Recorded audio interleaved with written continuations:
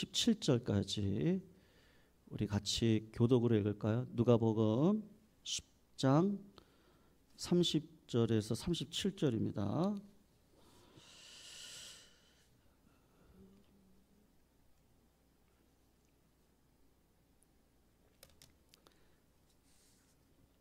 제가 30절 읽겠습니다. 예수께서 대답하여 이르시되 어떤 사람이 예루살렘에서 여리고로 내려가다가 강도를 만나매 강도들이 그 옷을 벗기고 때려 거의 죽은 것을 버리고 갔더라.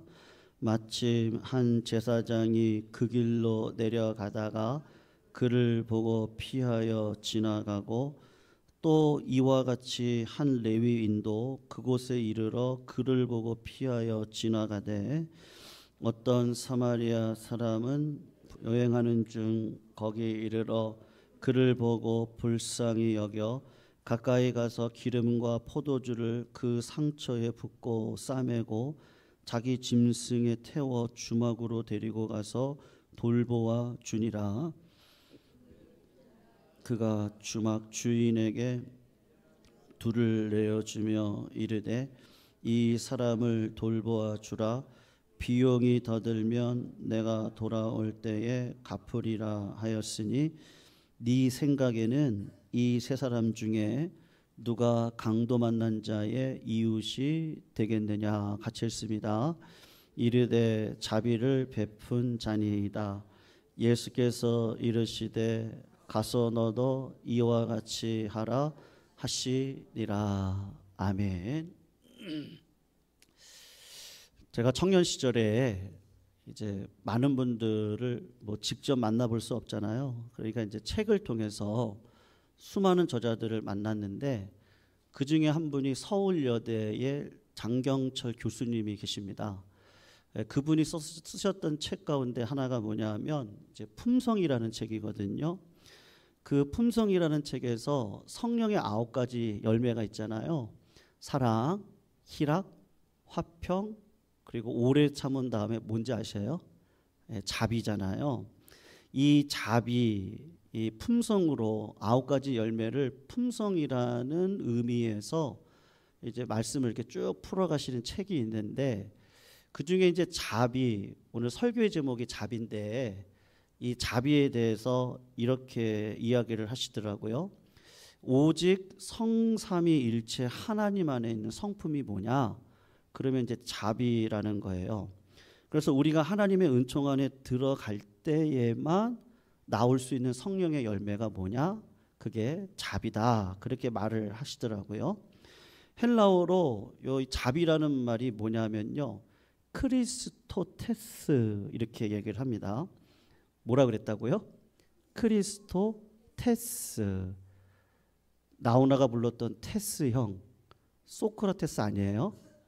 뭐라고요? 크리스토테스. 이제 이렇게 얘기를 합니다. 요 말이 뭐냐면 영적으로, 정신적으로, 환경적으로, 육체적으로 나보다 연약한 사람을 하나님께서 여러분을 사랑하세요. 그리고 하나님이 여러분을 불쌍히 여기십니다. 라는 그 마음을 전달하기 위해서 가까이 다가가서 함께 하는 것을 요 헬라말 크리스토테스, 요게 자비라고 그렇게 의미를 갖습니다. 그런데 여러분, 그리스도가 이제 헬라 말이거든요. 근데 그리스도 말을 뭐라고 얘기하냐면 크리스토스 이렇게 합니다. 그러니까 헬라 말의 자비라는 말이 크리스토테스, 테스형을 기억하시면 돼요. 요게 자비고, 그리스도는 뭐라 그런다고요? 그리스도스, 크리스토스 이렇게 얘기를 한단 말이에요. 그러니까 크리스토테스나 크리스토스나 말이 굉장히 엇비슷하지 않습니까? 그러니까 불신자들이 볼 때 크리스토스, 우리가 기독교인, 이 기독이라는 말이 크리스도스를 기독으로 한자로 바꾼 것뿐이지 다른 의미가 없거든요. 그러니까 기독, 크리스토스, 그리스도인, 신앙인, 그 신앙인들에게 불신자들이 볼 때 구원받는 자의 특징을 뭐로 보는지 아세요? 크리스토테스, 자비가 있느냐 없느냐를 가지고 그가 구원받았느냐 그렇지 않느냐를 판가름한다. 이게 자비와 그리스도 안에서라는 뜻으로 가지고 있습니다. 그래서 마태복음을 보면요, 예수님께서 마지막에 양하고 염소, 구원받는 자와 천국에서 버림받는 자를 갈라내는 심판에 대한 내용이 나오거든요.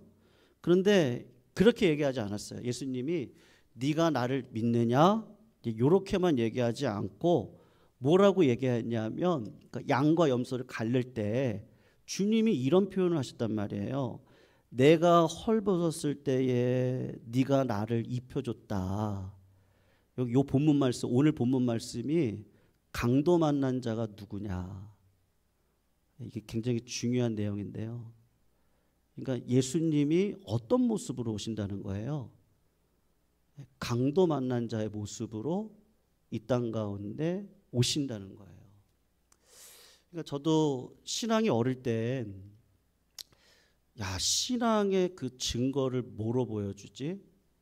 그럴 때 내가 저 높은 자리에 올라가서 영향력을 가지고 이렇게 그냥 막 이렇게 하고 좋은 어디를 들어가고요. 세상의 권세를 얻어서 그게 믿는 자의 어떤 표상이 아닐까? 그런데 성경에서는 지속적으로 얘기하는 게 뭐냐면 풍부에 처할 줄도 알고, 여러분 부요함이 악함입니까? 그렇지 않습니다. 그러면 가난함은 죄악됨입니까? 그것도 아니거든요. 하나님께서 오늘 본문을 통해서 좀 보여주시고 싶은 이야기가 있는데, 마태복음에서 양과 염소를 가릴 때 예수 믿니? 이것도 중요한 말이긴 한데 예수님이 뭐라고 얘기하셨다고요? 내가 헐벗었을 때 네가 나를 위해서 입혀주지 않았니? 그렇게 예수님이 의미심장한 이야기를 해주셔요. 내가 배고플 때 네가 먹여주지 않았냐? 내가 목마를 때 마실 것 주지 않았니? 그러니까 예수님이 어떤 모습으로 오신다는 거예요? 목마른 모습으로, 배고픈 모습으로, 그런 모습으로 오셔서 성령의 열매 있잖아요. 사랑, 희락, 화평, 오래 참음, 자비, 양선, 충성, 온유, 절제, 다 하나님의 품성인데, 정말로 예수 믿고 구원받는 자의 특징이 뭐냐? 그리스도인이라면 그의 심령 가운데 뭐가 있다는 거예요? 크리스토스테스, 자비가 그 마음 가운데 부요함으로 이렇게 가득 차 있다. 그러니까 예수님이 그걸 얘기하시는 거죠. 그랬더니 이 사람이 그러는 거예요. 내가 언제 입혔습니까? 내가 언제 먹을 것을 줬습니까? 내가 언제 물을 따라줬나요? 그때 예수님이 하시는 얘기는 뭐라 그래요? 네가 작은 일에 충성했으니까 내가 너한테 큰 것을 맡기겠다. 이렇게 이야기를 하시거든요. 여러분, 다윗이 왕으로 기름 부음을 받았습니다. 긴 시간 동안에 사울 왕에게 쫓겨다녔잖아요. 다윗의 입장에서 보면은 원수 같은 사울 아니겠습니까? 그 왕조가 무너졌습니다. 그러면 지금 우리나라 정치 어때요? 이렇게 뉴스를 보면요 얼굴이 굳어집니다. 그리고 세상에 그런 이야기를 듣고 있으면 답답합니다. 웃을 일이 없어요. 네 편 아니면 내 편이어야 되고, 내 편 아니면 네 편이어야 되고, 나라가 지금 갈기갈기 찢어지고 있는 현장 앞에서 우리가 어떻게 살아가야 될까? 근데 다윗 왕도 똑같이 그렇게 할 수 있지 않겠어요? 사울 왕에게 10년을 쫓겨다녔다면 저 원수 같은 사람 아닙니까? 그런데 왕이 되고 난 다음에 사울이 한 일이 뭐냐면, 사울 왕가 가운데 혹시 살아남은 사람이 있니? 한번 찾아보세요. 이렇게 얘기를 하거든요. 그랬을 때 무비보셋이라고 어릴 적에 도망가다가 유모가 떨어뜨렸어요. 그래서 두 다리가 다 부러져서 고침을 받지 못하고 안진뱅이로 살아가는 아이 하나가 있는데 그 사람이 지금 나이가 많이 들었겠죠. 그러니까 그 사람이 있습니다. 그러니까 다윗이 어떻게 하냐면 그 사람을 내게로 데리고 와라. 그렇게 얘기를 하는 거예요. 여러분, 다윗이 왕이 목적이라면요, 성도님들은 삶의 목적이 무엇이에요? 제가 올해 장례를요, 제 장례식장에서도 말씀드렸는데 요번이 올해 마지막이었으면 좋겠습니다. 5번이에요. 5번. 원로 목사님, 김창하 집사님, 우리 서성봉 집사님 어머님, 남병인 성도님, 그리고 임북순 권사님, 마음이요. 금요기도회 때도 잠깐 말씀드렸는데 입관 예배를 창세기 50장 가지고 입관 예배를 드렸거든요. 그게 금요일이었습니다. 그래서 저는 깜빡하고 있었어요. 금요기도회가 창세기 이제 마지막 시간이었거든요. 그저께가. 근데 똑같은 본문을 제가 마지막에 딱 선택을 해놨더라고요. 그래서 하나님이 이렇게 올해를 갈무리하시나? 이제 그런 마음이 드는데, 어제 발인 예배 이제 드리고 이제 하관하기 위해서 용인 평원의 숲을 갔는데 임복순 권사님이 이렇게 신방을 하며 그러셨거든요. 우리 최종현 집사님 아시죠? 우리 키 크신 집사님이요. 그분이 돌아가셨을 때 이렇게 얘기를 하셨거든요. 부럽다고. 나 빨리 가고 싶다고. 김창하 집사님 돌아가셨을 때 부럽다 그러시더라고요. 그리고 2달 전인가 갔을 때 저를 보시더니 원로 목사님 보고 싶대요. 그러셨거든요. 어제 빨리 가고 싶으셨나 봐요. 화장 첫 번째 타이밍 안에 2번째로 들어가셨어요. 근데 그 앞 타이밍에 젊은 남자가 교통사고로 돌아가셨는지 아내는 혼절해 계시고 제가 보기에 어머니 같았는데 그 어머니가 그 아들을 이렇게 보내면서 갑작스럽게 잊어버렸으니까 그 마음이 얼마나 아프시겠어요. 보고 있는 저도 못 보겠더라고요. 정말 못 보겠더라고요. 못 보겠어요, 진짜. 주변에 계신 분들은 어떻게 할지 몰라가지고 그냥 이러고 계시는데, 그러니까 5번을 딱 치르면서요. 우리가 살아가는 게 도대체 이게 진짜 뭐를 가지고 살아가야 될까? 자꾸 하나님이 말씀하시는 것 같아요. 그리고 금요일 날도 어떻게 마지막 요셉 죽음으로 끝났거든요. 금요기도회가.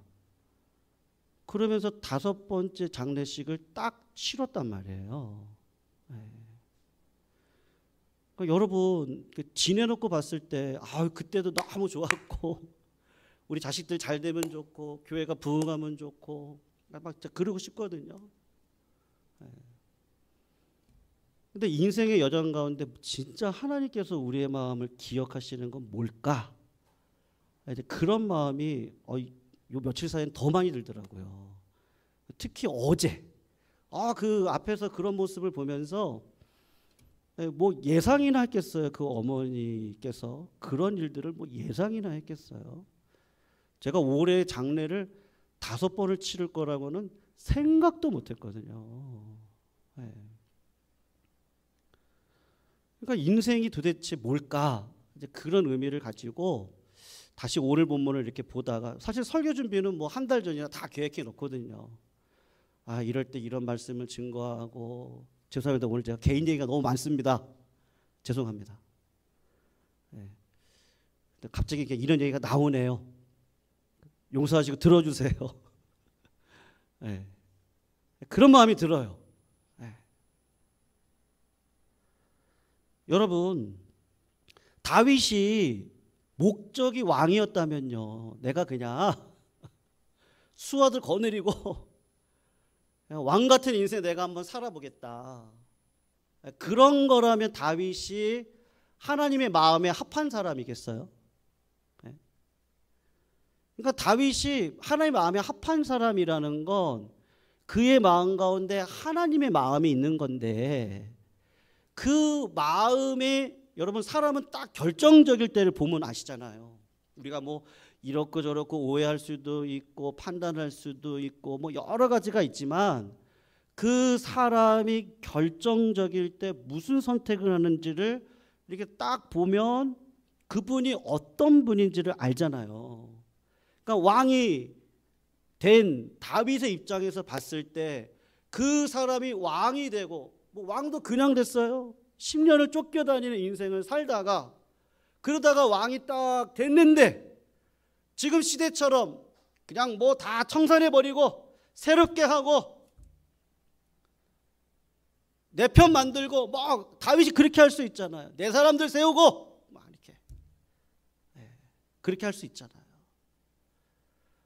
근데 여러분, 무비보셋이라는 자를 불러다가 뭐라고 얘기를 해요? 상을 차려주고요, 왕족으로 취급을 해주거든요. 그게 보이려고 그렇게 하는 거겠어요? 다윗의 입장에서 보면요, 하나님의 은혜가 굉장한 거예요. 나중에 충신 우리아를 죽이잖아요. 왜 죽여요?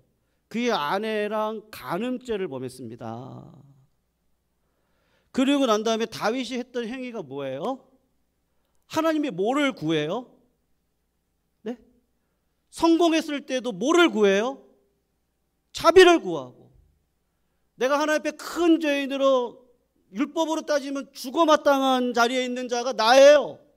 간음했잖아요. 살인했잖아요. 도둑질했잖아요. 하나님의 이름을 망령되이 일컬었잖아요. 율법으로 따지면 나는 죽을 자예요. 그런데 다윗이 그때도 뭐를 구해요? 하나님의 자비를 구해요. 하나님만이 나를 살리실 수 있습니다. 성도님들의 삶 가운데 어려움이 있습니다. 성도님들이 구하실 게 뭐예요? 자비를 구하셔야 돼요. 하나님 앞에. 기도하셔야 돼요. 기도해야 응답받는 줄로 믿습니다. 기도 없이 어떻게 응답받아요?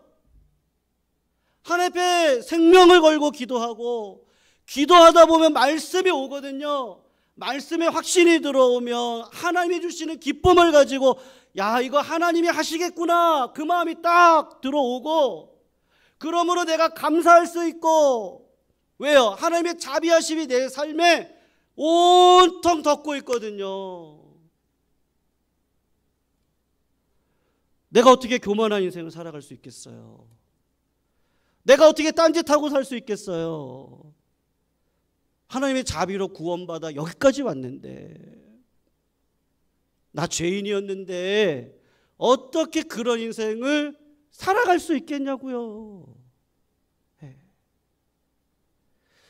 저는요, 죄송합니다. 제가 오늘 또 제 소리를 하는데요, 오늘만 좀 들어주세요. 그냥 이렇게 아주 우리가 좀 갈무리할 필요가 좀 있겠다. 오늘 본문도 하나님이 딱 맞춰주시고, 그냥 이제 이렇게 장례를 올해 5번을 치르면서 그냥 좀 하나님이 좀 갈무리하라고 하시나? 우리들의 삶에 습관적인 것들이 있잖아요. 그동안 살아가면서 내가 가지고 있었던 그 신앙의 그 진리들, 그 뭐 성공들, 자랑들, 아니면 실패들, 그런 것들이 우리 다 있지 않으세요? 자존감 떨어지지 않으시기를 주의 이름으로 축원합니다. 그렇다고 우리가 교만하지 않기를 축원합니다. 다 하나님의 은혜 가운데 우리가 여기까지 와서 생명력을 가지고 숨쉬고 살아가고 있는 줄로 믿습니다. 그런 의미에서 보면 하나님께서 세상의 그 모든 좋은 것들이 영원함이라면요, 그게 진짜 우리가 쫓아가고 따라가야 되고 어떻게 하든지 잡아야 되는 건데, 인생의 어려움, 죽음이라는 막다른 골목 앞에서 우리가 바라볼 수 있는 게 뭐냐? 이제 우리 11월 이제 중반 지나갈 거 아닙니까? 12월 한 달이면 끝나잖아요. 그러면 또 2026년을 맞이하게 되고 나이는 먹고 10년 금방 가잖아요. 저도 6년이 금방 왔어요. 4년 지나가면 10년 그냥 될 것 같고 이러다가 60 그냥 되겠더라고요. 세월은 너무 빨리 가는데 우리가 이 빠른 세월 가운데 하나님 앞에 구해야 될 게 뭘까? 그게 바로 자비가 아닐까요? 오늘 본문을 이렇게 보시면 예루살렘은 높은 곳에 있습니다. 그리고 여리고는요, 천마다, 그러니까 이렇게 수위로 따지면요, 1000m 밑에 있습니다. 여리고가요. 그러니까 여리고에서 예루살렘으로 올라가려면 산 높이니까 1000m면 굉장히 높은 데잖아요. 단거리인데 짧은 거리긴 한데 높이가 틀리니까 골짜기가 많아요. 숲을 이루고 있고, 그러니까 여기서 이렇게 올라가는 길에 그러니까 수많은 일들이 벌어지는데 이제 강도들이 많은 거예요. 그러니까 한 사람이 올라가다가 강도를 만나서 오늘 표현이 거반 죽게 생긴 거예요. 거반 죽게 생겼어요. 근데 참 아이러니하죠. 예루살렘에서 이거예요. 오랫동안이에요. 오랫동안. 우리가 오랫동안 신앙생활 해오시잖아요. 근데 오랫동안 내가 맞다고 생각했던 부분이 있어요. 그리고 내 신앙이 옳다고 생각하는 부분도 있고요. 아니면 나는 왜 이렇지라고 하는 자괴감에서 우리가 신앙생활을 유지할 수도 있거든요. 그러니까 이것도 틀렸고 이것도 틀렸어요. 그런데 오랫동안 신앙생활을 했던 제사장이에요. 목회자들이겠죠. 제사를 지냈던 사람들, 레위 지파들, 교회의 하나님 나라를 위해서 헌신했던 분들이겠죠. 예, 장작을 패고 물을 기르고 짓고 예배를 드릴 수 있도록 했던 분들이 레위 분들 아니겠어요? 제사장들, 레위 분들 한 달에 맨날 가가지고 성전에서 매일매일 말씀을 증거하고 말씀을 듣고 양을 잡아서 제사를 드리고 하나님의 임재를 경험하고 감동도 받고 울기도 하고 기도도 하고 찬송도 하고 다 좋아요. 근데 정작 피투성이가 돼서 쓰러진 사람을 보고는 어떻게 지나가는 거예요? 그냥 지나가는 거예요. 그런데 하나님을 제대로 알지 못하는 사마리아 사람인데 이 사람이 강도 만난 사람을 얼른 붙잡고 보찜을 내리고 그 사람을 나귀에 태우고 자기가 나귀 고삐를 잡고 그리고 간이병원에 가서 맡기고 잘 돌봐달라고 얘기하고 딱 보면 알잖아요. 돈이 부족할 것 같으니까 약속을 하는 거죠. 내가 돌아와서 돈을 더 줄 테니까 이 사람을 제발 살려주세요. 내가 갚겠습니다. 그렇게 얘기를 한단 말이에요. 아이러니하게도 누가 자비를 베풀고 있는 거예요? 사마리아인이 자비를 베풀고 있는 거예요. 오늘 본문의 앞에 보면은 25절부터인데요. 어떤 율법 교사가 일어나서 예수를 시험하여 이르되 내가 무엇을 하여야 영생을 얻겠습니까? 이렇게 얘기를 했습니다. 그럴 때 예수께서 26절에 성경을 가지고 계신 분 한번 보세요. 율법에 무엇이라 기록되었으며 네가 어떻게 읽느냐? 그랬더니 27절에서 하나님을 사랑하고 이웃을 사랑하라고 했습니다. 그랬더니 28절에서 내 대답이 옳도다. 그렇게 살아라. 그렇게 얘기를 했거든요. 그랬더니 이 율법교사가 자기를 의롭게 보이려고, 여러분 율법 교사들은 이웃이 누구냐면 내 유대인이에요. 이방인들은 이웃이 아니에요. 그러니까 나는 내 이웃을 사랑했거든요. 예, 내 사람들은 내가 다 사랑했거든요. 나 같은 사람이 어디 있어요? 나같이 헌신하는 사람이 어디 있어요? 나같이 사랑하는 사람이 어디 있냐고요. 나를 옳게 보이려고 내 이웃이 누굽니까? 이렇게 물어본 거예요.